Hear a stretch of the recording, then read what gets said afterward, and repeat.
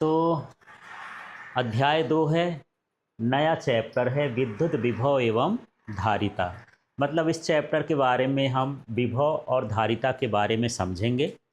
ठीक है, तो एनसीईआरटी बुक के हिसाब से जो इम्पोर्टेंट नोट्स है उसमें चलते हैं। आप बुक देखेंगे तो उसका जो पहला पार्ट है 2.1 वाला, वो क्या है, भूमिका। ठीक है, तो इसमें देखिए भूमिका में क्या है, स्प्रिंग बल। स्प्रिंग बल समझते हो, स्प्रिंग तो समझते हो, खींचने पे क्या हो जाती है, सिकुड़ जाती है, स्प्रिंग समझते हो ना। ठीक है, चुंबकीय बल, चुंबक के पास लोहे को ले जाओ तो चुंबक अपने आप खींचता है, माने वो कौन सा बल लगता है, चुंबकीय बल लगता है।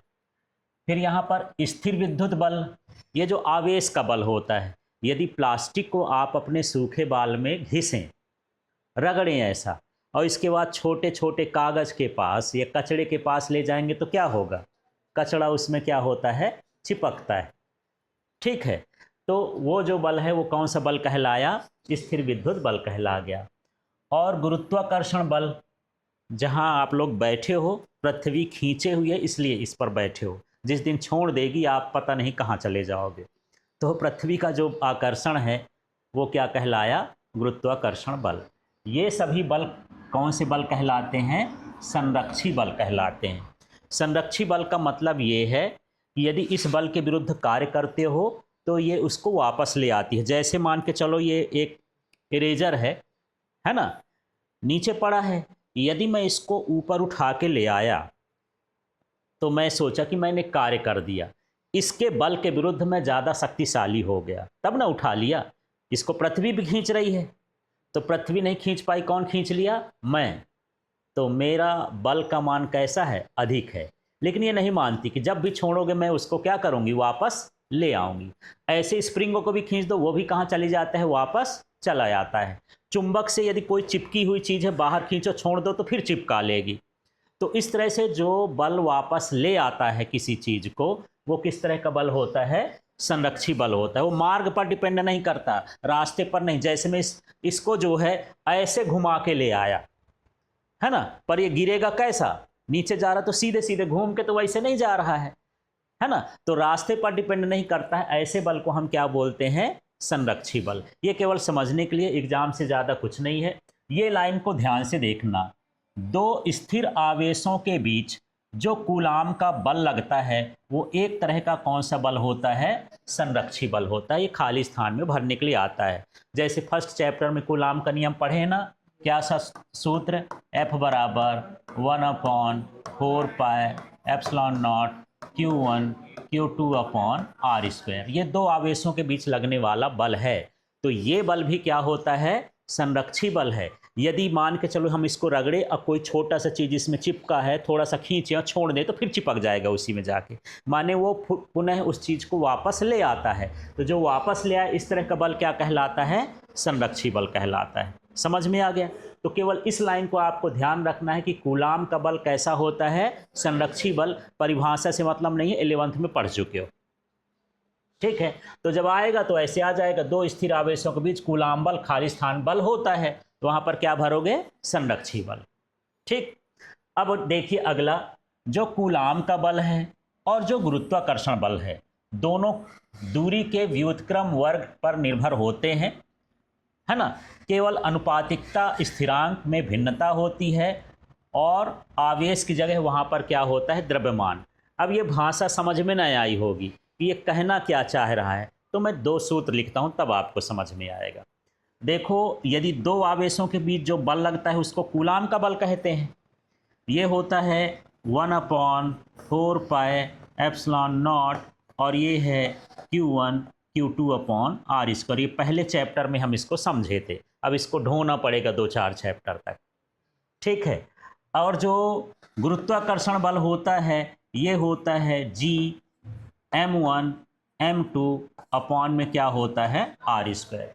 इसमें मुझे ये बताओ कि दोनों में क्या समानता दिख रही है।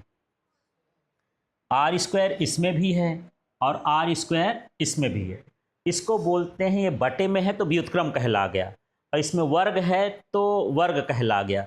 तो ये भी व्युत्क्रम वर्ग के नियम का पालन करता है और ये भी व्युत्क्रम वर्ग के नियम का पालन करता है।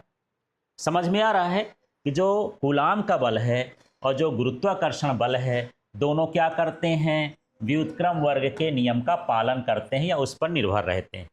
अब अंतर कहाँ है, इसका जो नीतांक है ये है 1/4πε0 और इसका नीतांक क्या है, जी है। माने इनके नीतांकों में अंतर है। एक अंतर ये हो गया। दूसरा, आप देख रहे हो कि इसमें क्या लिया गया है, आवेश, और इसमें क्या लिया गया है, द्रव्यमान। लेकिन द्रव्यमान को आजकल संहति भी कहते हैं, एनसीईआरटी बुक जब से आई है तो संहति बोलने लगा है। तो जो इसमें आवेश होता है इसमें क्या होता है, संहति होता है। तो यही है कि कूलाम के बल और गुरुत्वाकर्षण बल में क्या समानता है, क्या भिन्नता है ना, ये हमको देखना है। तो समानता क्या हो गई बताओ तो, r², इसको क्या बोलते हैं, व्युत्क्रम वर्ग का नियम। तो कूलाम का नियम व्युत्क्रम वर्ग के नियम का पालन करता है और गुरुत्वाकर्षण का नियम वो भी व्युत्क्रम वर्ग के नियम का पालन करता है। ठीक है, क्या अंतर है, इसके नीतांक और इसके नीतांक में क्या है, भिन्नता है। दूसरा ये अंतर है कि इसमें आवेशों का गुणा है और इसमें किसका है, संहति का गुणा है, द्रव्यमान का गुणा है। ठीक है, यही अंतर है। दूसरा ये है कि कूलाम का जो बल होता है वो गुरुत्वाकर्षण बल से बहुत शक्तिशाली होता है, लगभग 10⁻39 गुना शक्तिशाली होता है।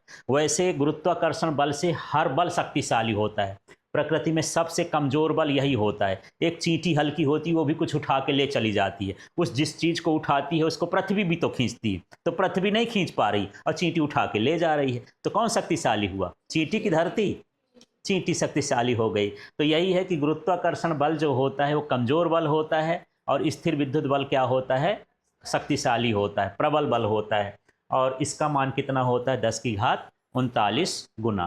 क्लियर हो गया, इसमें इतनी चीज़ें समझ में आ गई। तो चलिए जो चीज़ें परीक्षा से रिलेटेड है वही भर मैं बात करता हूँ यहाँ पर। जो कूलाम का बल है एक तरह का खाली स्थान बल होता है। क्या बल हो गए, संरक्षी बल।